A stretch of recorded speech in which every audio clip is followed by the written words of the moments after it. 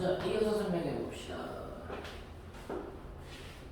여기에서 실수축, 허수축이라고 얘기하고 얘네들을 좌표 평면에다가 한번 나타내 보자고.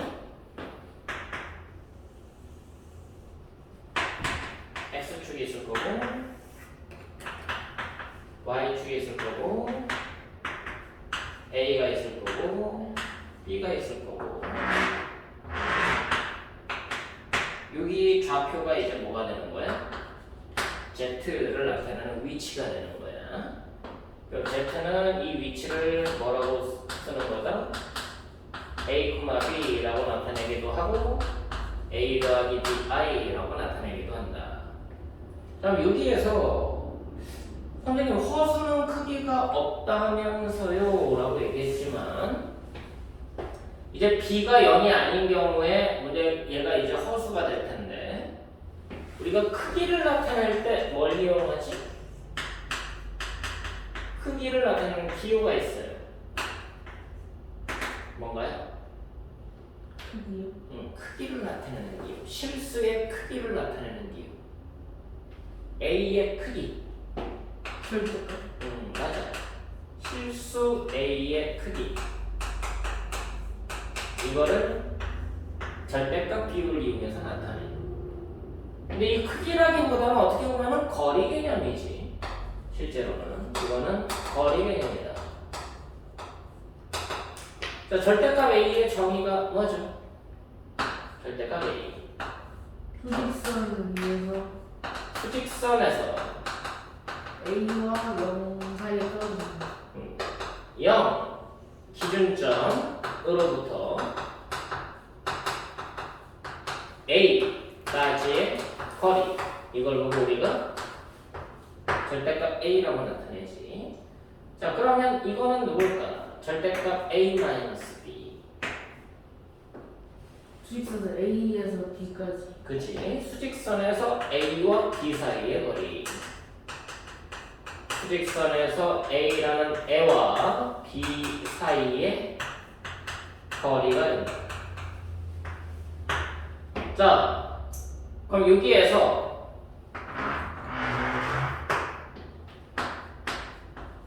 좌표 평면 개념이긴 하지만 교과 외 개념이기도 하고 절대값 Z 정의가 뭐겠어?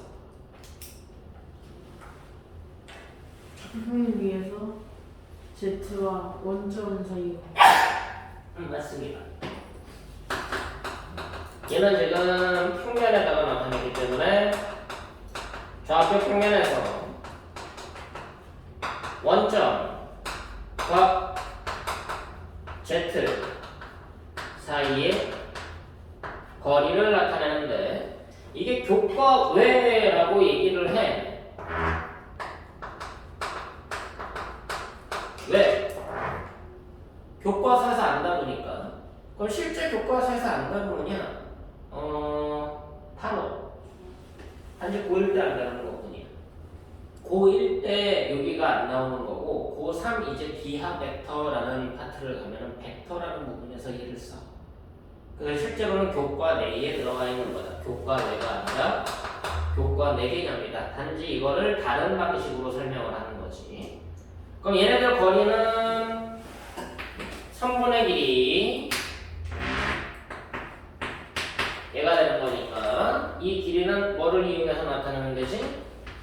피타고라스 정리 이용해가지고 두 점 사이의 거리의 루트 a제곱 더하기 b제곱이라고 얘기할 수가 있겠네. 자, 그럼 저거를 쓰면 뭐를 알 수가 있어? 절대값 z의 크기를 알 수 있으니까 복소수의 크기를 알 수가 있네. 근데 복소수는 원래 크기가 없는 수라고 했었잖아. 근데 이제는 크기를 알 수 있게 돼. 그럼 뭘 알 수가 있다는 얘기야? 복소수의 대소비. 그치, 대소비교를 할 수가 있다는 얘기야. 그럼 복소수의 대소비교 중에서 보면 복소수의 크기가 같은 애들이 누굴까? 물론 이건 고1 개념은 아니니까 그냥 참고만 하고 지나가는 거야. 크기가 같은 복소수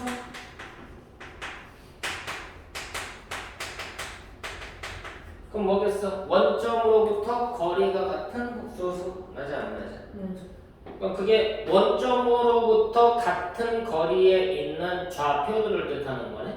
원. 그치?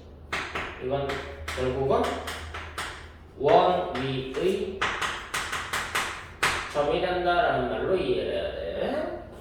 그러니까 얘를 반지름으로 하면 원. 이 원 위에 있는 모든 좌표들, 모든 z들은 원점으로부터의 거리가 같으니까 크기가 같은 복소수가 된다라는 말로 이해를 하는 거예요. 그럼 이제 복소수의 크기는 원점으로부터 얼마나 더 떨어져 있느냐 그 관점으로 해석을 할 수도 있다는 거.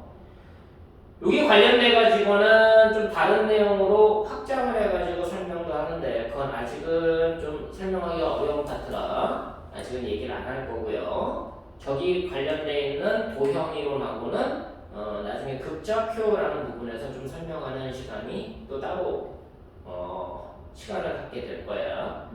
그 이제 수원 파트까지 끝나야지 어느 정도 설명할 수가 있어.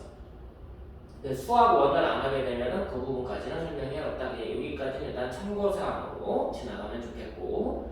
복소수라는 것은 결과적으로 좌표 평면에다가 나타낼 수 있는 숫자구나 라는 측면에서 좀 기억을 하면 되는데 우리가 이제 여기까지 해서 복소수를 알게 됐다라는 얘기는 뭐를 알게 되냐면 복소수끼리 계산하는 방법, 복소수끼리 계산하는 방법인 연산이라는 부분에서 일단은 사칙 연산이 어떤 의미를 갖고 있느냐라는 것과 이 사칙 연산을 하기 위해서 새로운 용어인 혈례복소수라는 것에 대한 내용을 진행을 하게 돼. 그럼 저기까지 했을 때 이제 숫자가 갖고 있는 역할, 수개념에 대한 역할을 어느 정도는 좀 알고 간다. 전체 흐름을 알고 간다라는 말로 이해를 하고요. 자, 이제 복소수의 연산에 대한 얘기를 해보자.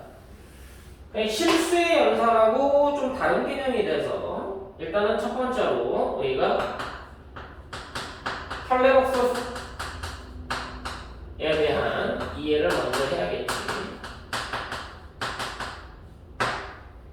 자, 혈례복소수는 우리가 대수적으로 기호로 봤을 때는 좀 다른 개념을 쓰는데 복소수 Z 얘가 A 더하기 BI 방금 위에 했듯이 A하고 B가 실수일 때 얘의 혈례복소수는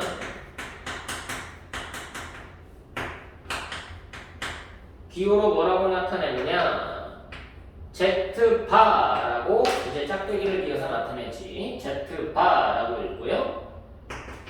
얘를 A 더하기 BI로 나타내면 A 더하기 BI의 바라고 쓰면 되는 거였고 얘를 다시 정리해서 쓰면 실수부는 건들지 말고 허수부의 부호를 바꿔서 쓰면 혈례복소수다라고 얘기를 하지. 그래서 이거 이다라고 얘기하는데 이렇게 보면은 혈례복소수끼리는 결국은 뭐야?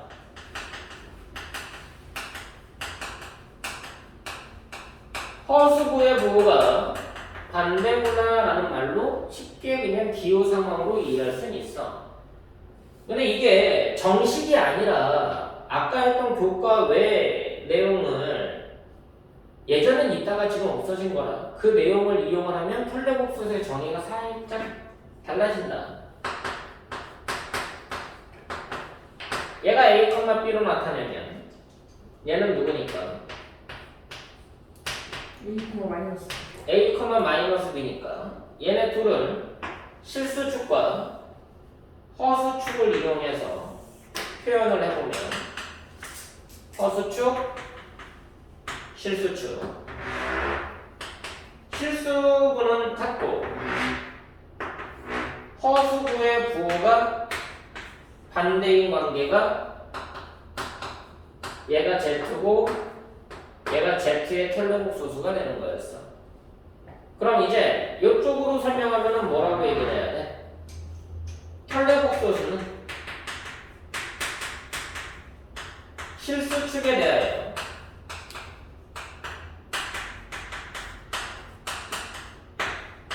대칭인 두 복소수를 우리가 켤레복소수라고 한다라는 게 원래 명확한 정의가 되는 거예요. 단지 기호만 바뀌었다라는 말로 이해하지 말고 저거를 좌표 평면에다가 옮겼을 때 실수축에 대해서 대칭인 두 복소수를 우리가 켤레복소수라고 얘기한다는 거. 기호까지 조금은 신경을 쓰면 좋겠고요. 이제 켤레복소수라는 기호를 배우고 나서 복소수의 실제 연산을 시작을 하지. 아직은 수의 전체 흐름을 잡는 중이다. 그럼 이제 복소수의 사칙 연산 중에 덧셈과 뺄셈을 먼저 진행을 하게 돼. 복소수끼리 더하거나 빼는 방법. 대수적으로는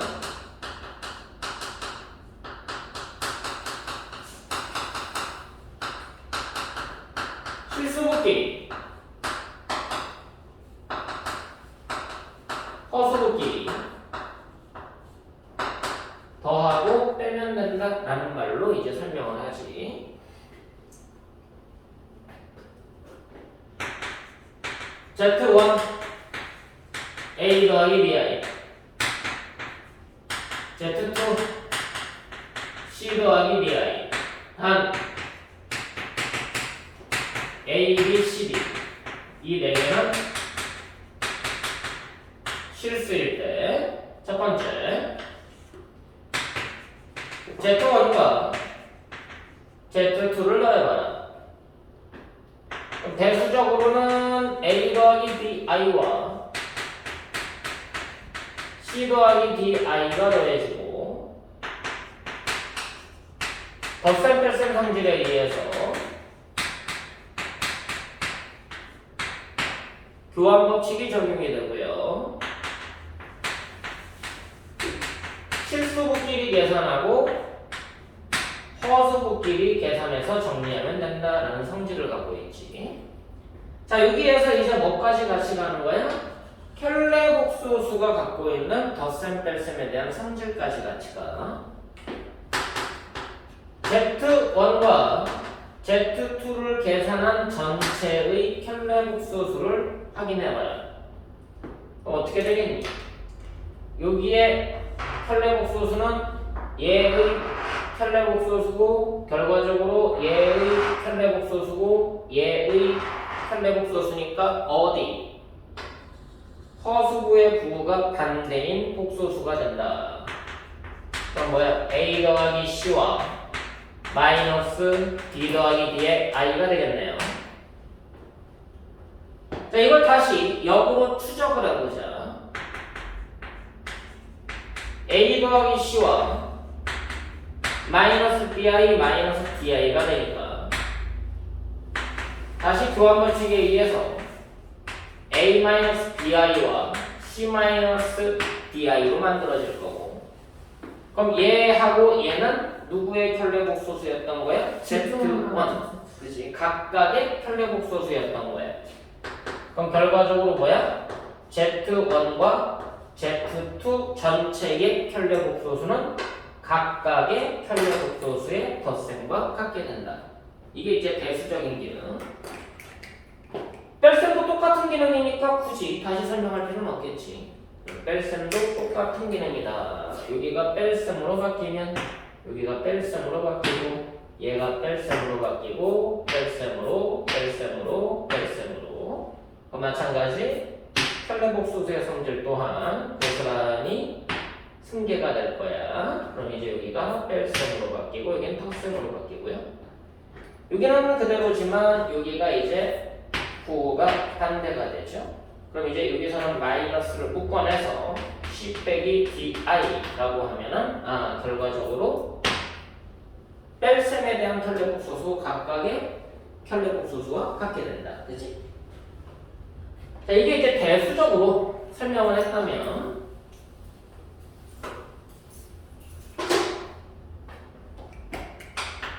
교과 외지만 기하적으로 한번 설명을 해볼 거야. 복소수의 덧셈과 뺄셈이 어떤 관점을 갖고 있는지. 자, Z1은 A 더하기 B I였고요. Z2는 C 더하기 D I였고요.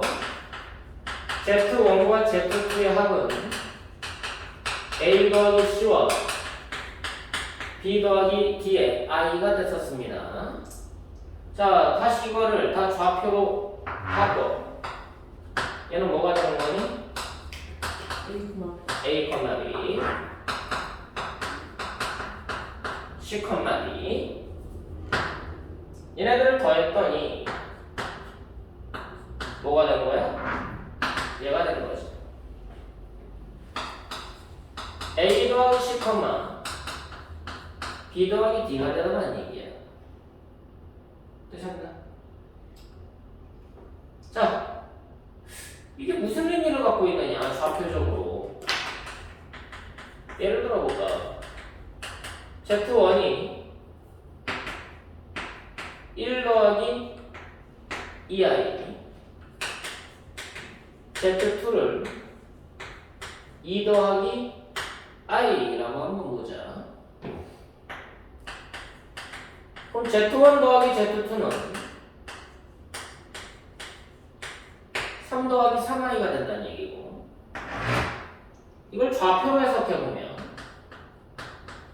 1,2와 2,1을 더했을 때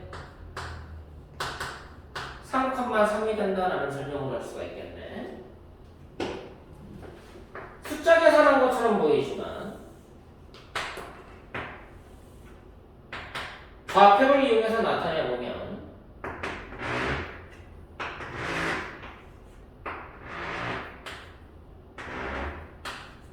Z1이 1,2 여기에 있는 거고요. Z2가 2,1 여기에 있는 겁니다. 근데 얘네들을 더했더니 어디가 된 거야? 3,3.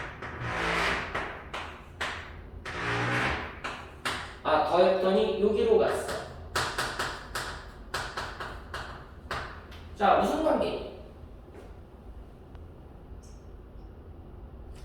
기준점까지 포함해서. 말은 뭐, 얘는 지금 말은 뭐지? 근데 내가 지금 숫자를 저렇게 했으니까 말은 뭐라고 얘기하지만 숫자가 저게 아니면 말은 뭐가 아니거든. 뭐가 될까? Z2를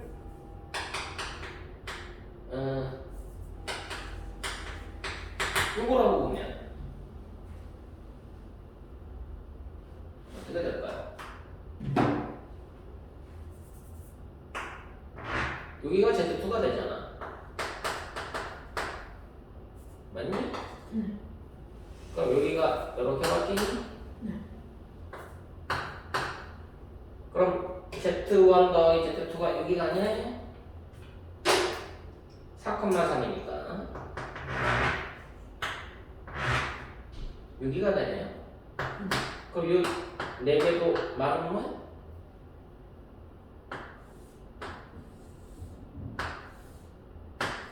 무슨 도형이야? 표현설. 표현설이야.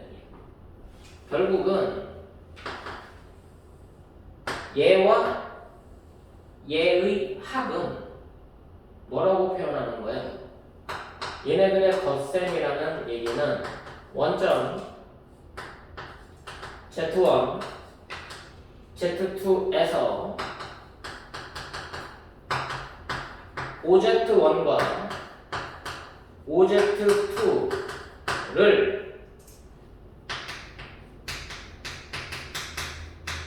이웃한 우변으로 하는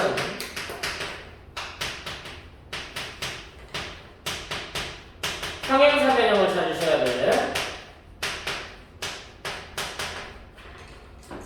어디를 뜻하는 거야? 수학적으로는 이렇게 얘기해. 점이 3개인데 평행사 변형이니까 점 4개가 필요하단 말이지. 그래서 꼭지점 하나가 더 필요한 거죠. 제4의 꼭지점이 덧셈 개념이다 라고 얘기를 하는 거예요. 그 여기가 Z1 더하기 Z2가 된다. 혹시 벡터를 들어보셨나? 들어가고 있어. 힘의 관계. 여기에 어떤 물건이 있는데요. A라는 사람이 이쪽 방향으로 끌어당겼어. B라는 사람이 이쪽 방향으로 끌어당겼어. 이 길이만큼 힘의 크기가 작용한다라고 얘기를 해. 그럼 이 물건은 어느 위치의 방향으로 끌려가느냐? 얘를 이용해서 평행사 변형을 찾고 평행사 변형은 제4의 꼭지점 방향으로 간다라고 얘기를 해. 저게 이제 벡터의 덧셈이다라고 얘기를 하거든.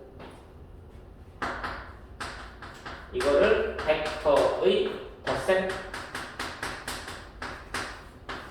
이제 물리에서 쓰는 표현이기도 하고요. 수학에서는 기하라는 책에서 제일 마지막에 벡터라는 과정인데 거기서 쓰는 표현이기도 해. 자, 무슨 말이야? 복소수의 덧셈은 벡터의 덧셈과 일치하는 거지. 이해됐어? 이게 도형적으로 이런 의미를 갖고 있구나 라는 정도는 참고해서 기억을 해두시고, 단순하게 그냥 숫자끼리 계산하는구나 라는 측면에서 복소수의 덧셈을 이해하면 엄청난 착각이라는 거예요. 숫자의 계산을 원하는 게 아니라 도형적 특성을 이용한 덧셈을 원하는 거다라는 게 중요한 사실입니다. 네.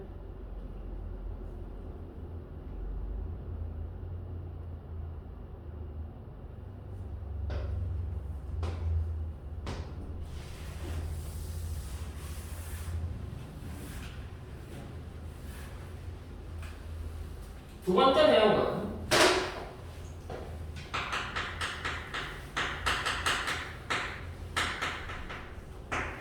복소수의 실수배라고 얘기를 해.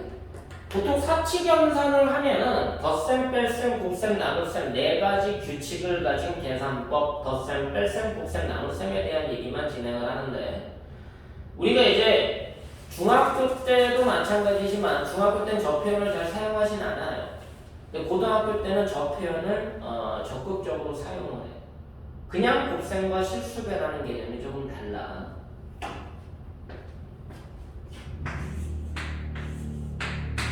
이거는 곱셈이라고 얘기하지. 왜냐면 2하고 3은 같은 계열에 속한 수기 때문에 저거는 곱셈이라고 얘기하는 거야. 이것도 문자와 문자의 곱셈이라고 얘기하지. 얘네들도 같은 계열에 속해 있기 때문에 그래. 자, 이거는 계열이 같아 달라. 달라요. 그치? 하나는 숫자고 하나는 문자잖아. 이럴 때는 곱셈이라고 얘기하지 않아. 얘네들은 곱셈이라고 하고요. 이거는 실수배라고 불러. A에 2라는 실수가 곱해져 있다라는 개념인 거예요. 그래서 계열이 다를 때 곱하면은 실수배라고 얘기하는 거야. 같은 계열끼리 곱하는 거는 곱셈이라고 얘기하는 거야. 그 차이점을 알고 있어야 돼. 그럼 복소수의 실수배다라는 얘기는 계열이 다른 애끼리 곱하겠다는 얘기야. 대수적으로 우리가 이거는 그냥 뭐라고 얘기하는 거냐? 실수끼리의 곱셈이다. 라고 얘기를 하거든. 근데 이게 진짜 실수끼리의 곱셈일까? 확인 한번 해보자.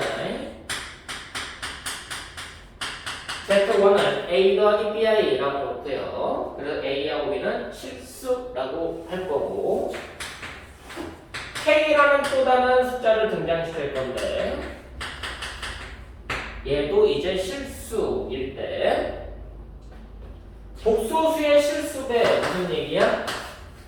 Z1에다가 K를 곱하면 무슨 일이 벌어지느냐? 실수와 복소수의 곱셈에 대한 얘기가 되는 거지. 자, 이거는 어떻게 알고 있는 거야? K에다가 A 더하기 BI가 되는 거고, 분배 법칙에 의해서 KA와 KB의 I가 되겠다. 그럼 실수의 또는 허수의 실수부와 허수부의 각각 실수배를 하면 돼. 그지? 그냥 실수끼리의 곱셈이구나 라는 말로 실수부, 허수부의 각각 KB가 된다 라는 말로 이해를 하는데,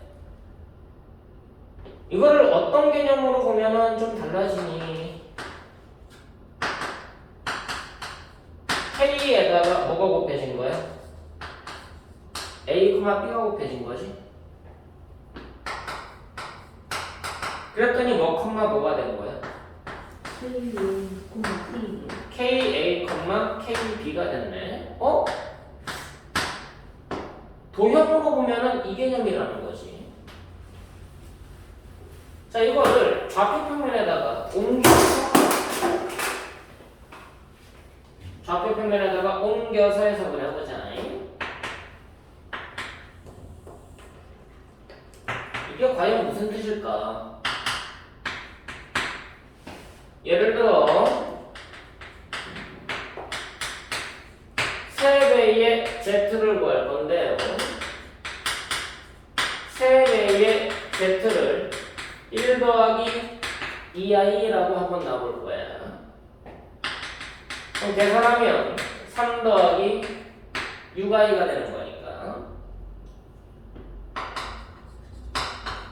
1,2에다가 3을 곱하면 3,6이 된다라는 설명을 할 수가 있을 거다. 자, 1,2 한번 찍어볼까요? 여기가 Z야. 그랬더니 실수배를 했더니 3,6으로 갔어. 그럼 3,6이라는 게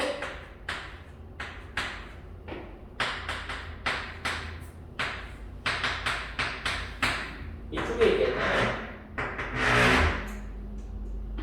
여기. 자, 항상 기준점하고 연결점을 찾아야 돼서 원점이라는 것을 기준으로 잡고 원점과의 관계성에 대한 인식을 하는 건데, 이 세 점이 어떻게 있게 돼? 일직선 위에 놓여져 있게 되지. 이거 일직선 위에 있는 점이구나. 그럼 여기서 닮은 비 보이니? 1대 3. 1대 3이 되는 거지. 결국은 이 3을 곱했다라는 얘기는 3배만큼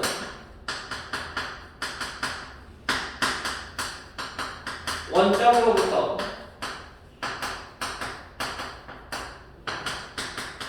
거리가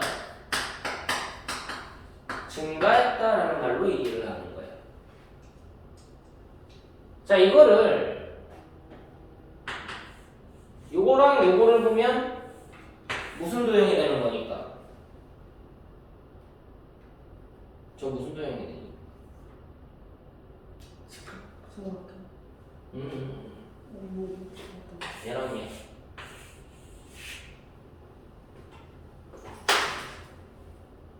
잠깐만.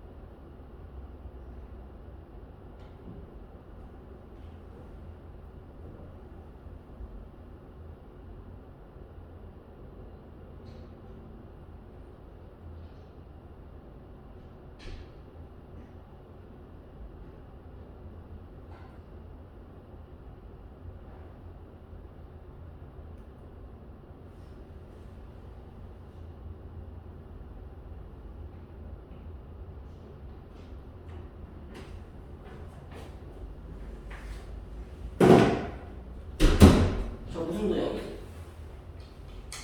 삼각형 2개 그렸어. 팔문도형. 이걸 수학에서는 뭐라고 얘기하냐면 닮은 변환이다라는 표현을 써. 닮음을 이용해서 바꿨다라는 개념을 써.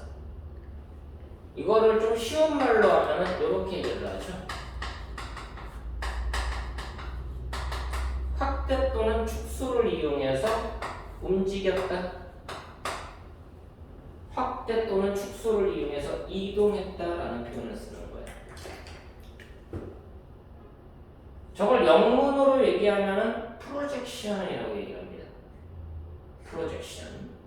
그래서 이제 확대 또는 축소하는 개념을 우리가 실수배 개념으로 보는 거예요. 아 그냥 실수배? 실수 곱했어? 아니야.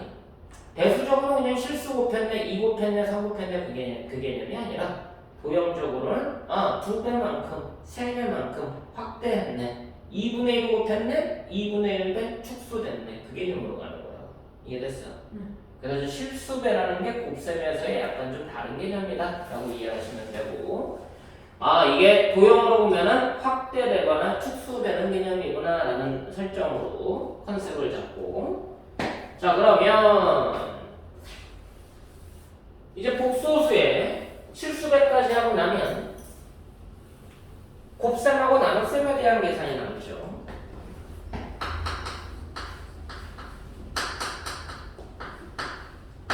복소수의 곱셈 중에 실수배라는 것을 별도로 다루게 된 거야. 그럼 이제는 복소수끼리의 실제 계산이 곱셈이 어떻게 되느냐라는 설명을 하게 되겠지. Z1을 A 더하기 BI, Z2를 C 더하기 DI, A, B, C, D가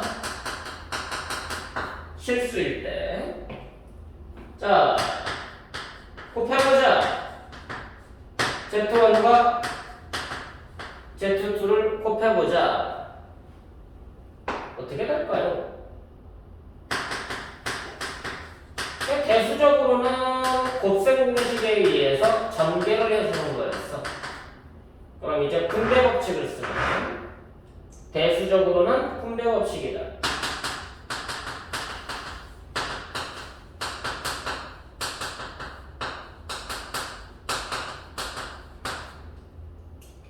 A를 곱해주면 AC와 AD I가 되고요. BI를 분배해줘서 BCI와 BDI 제곱이 되고요. I 제곱은 얼마였습니까? 마이너스 1이었으니까 다시 정리해보면 얘가 될 거고, 그럼 결국 여기에서 I가 있는 애들은 얘네들이고 I가 없는 애들이 얘네 둘이니까 실수부와 허수부의 형태로 다시 정리해보면 AC 빼기 BD와 AB 더하기 BC의 I가 되는 거지. 대수적으로는 그냥 분배 법칙이야. 그럼 저게 기하적으로는 무슨 의미를 가질까? 기하적으로 저것도 의미를 부여할 수가 있을까라는 고민이 되는 거거든.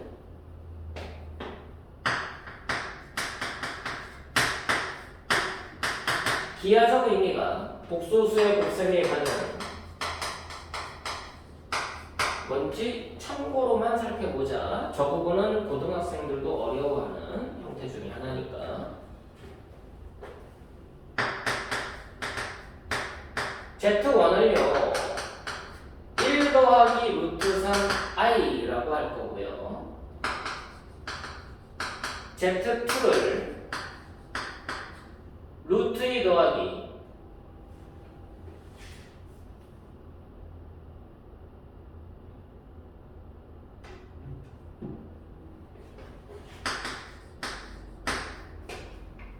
이렇게 할까? 1 더하기 i라고 한번 해보자고.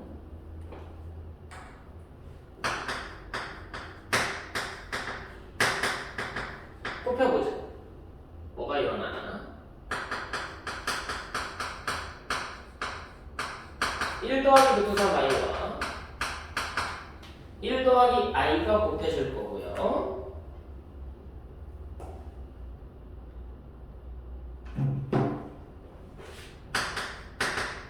일 곱해주면 1 더하기 i 루트 3i 곱해주면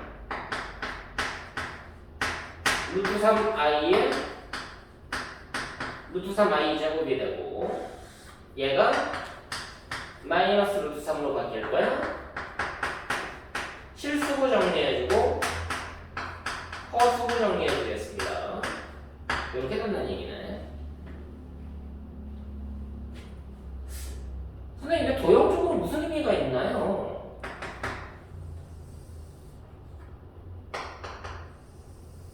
한번 확인해볼까요? 자, 1, 루트 3 1, 루트 3 여기가 Z1입니다. 자, 이 Z1이 갖고 있는 도형적 의미를 알겠어요. 크기가 얼마지? 크기는 원점으로부터 거리라고 얘기했어. 그럼 피타고라스 정리를 써보면 거리가 2가 돼버려.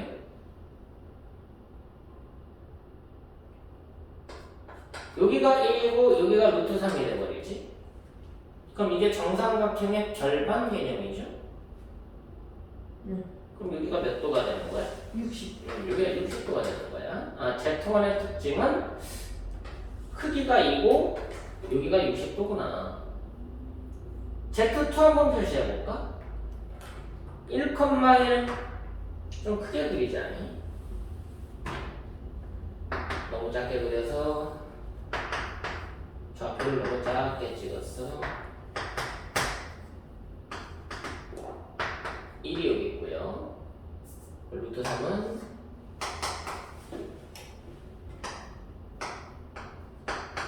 이쯤에 있다고 보고 여기가 Z1이었고요. 거리가 2고 60도가 됐습니다. 자, 1, 1 여기가 1,1이야. 그럼 여기가 Z2가 되겠네. 그럼 Z2의 특징은 거리가 얼마? 루트 2. 몇 도? 45. 45도. 자, Z1 곱하기 Z2 얘네들 곱한 거는 6에 있대. 1 빼기 루트 3하고 1 더하기 루트 3? 1 빼기 루트 3은 요 1에서 루트 3만큼 빼줘야 되지? 루트 3이 약 얼마인지는 알고 있어요. 1.7. 1.7 얼마 정도 돼. 그러면은 여기에서 1.7 얼마를 뺄 거니까 루트 3만큼 뒤로 갈 거야. 그럼 여기가 1 빼기 루트 3. 1 더하기 루트 3은 루트 3에다가 1이 추가가 된 거니까 이 루트 3에서 이 길이만큼 올리면 되겠지. 여기가 1 더하기 루트 3. 그럼 얘하고 얘가 만나는 이 점이 뭐가 되는 거야? Z1 곱하기 Z2가 되는 거야. 자, 우리가 궁금한 건 요거거든. 요 거리가 얼마가 될까? 피타고라스 정리를 쓰면 얘와 얘의 제곱의 합 맞아 안 맞아? 그럼 얘 제곱하면 4 빼기 2 루트 3 제곱하면 4 더하기 2 루트 3 더하면 8에다가 루트 씌워야지. 그럼 루트 8이네? 그럼 2 루트 2. 아, 거리가 2 루트 2가 돼. 그럼 요 각은 몇 도일까? 요 각. 105. 105도가 돼. 자, 무슨 말이에요? 복소수끼리 곱하면 길이는 곱해지고 각은 더해지고. 거리끼리는 곱해지고 각은 더해진다는 얘기예요. 거리는 곱해지고 각은 더해진다. 아, 기하적 의미가 뭐냐? 거리는 곱해지고 각은 더해진다라는 개념을 갖고 있어. 이해되시나요? 네. 저거를 이용하면 복소수의 곱셈 중에 어렵게 계산되는 성질을 좀 쉽게 설명하는 개념들도 은근히 많이 나와. 물론 몰라도 상관은 없어. 수학적으로 저걸 모른다고 해서 뭐 고등학교 가지고 못 푼다거나 그러진 않아. 단지 뭐야? 우리가 배우는, 우리가 알고 있는 개념이 진짜 그게 끝인가라는 질문을 던지고 있는 거야. 수학에서 과연 복소수의 곱셈이라는 게 그냥 대수적으로 저렇게 그냥 계산하는 의미만 있느냐? 그게 아니라는 거지. 그래서 내가 생각해야 되는 게 이게 다가 아니구나. 단지 여기까지 이용해서 내가 좀 더 확장을 할 수가 있겠구나. 그럼 점점 앞으로 할 거는 무궁무진하다는 거지 실제로는. 그러니까 우리가 배우는 게 많은 것 같지만 물론 많아. 근데 이런 사고들을 할 수 있는 능력을 갖고 있는지를 수학적으로 너네한테 또 넓혀가고 있는 거야 실제로는. 자, 그럼 복소수의 나눗셈도 뭔가 의미를 갖고 있긴 할 건데 그 전에 이 복소수의 곱셈을 이용해서 이 도형적 사실을 이용해서 이런 것들을 한번 해결을 해보자. Z라는 애를 1 더하기 루트 3i인데 2분의 1 더하기 2분의 3 2분의 루트 3i라고 놔볼게. 그럼 얘는 좌표로 표현하면 2분의 1, 2분의 루트 3이 되겠다.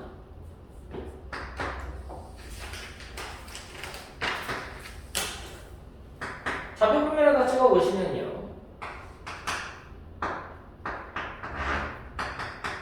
2분의 1과요. 2분의 루트 3으로 이루어진 여기가 Z가 될 거고 이 거리를 구해보면 피타고라스 정리 써보면 1이 나올 거예요. 그리고 이 각은 아까처럼 60도가 된다. 자, Z의 백성 구해보래.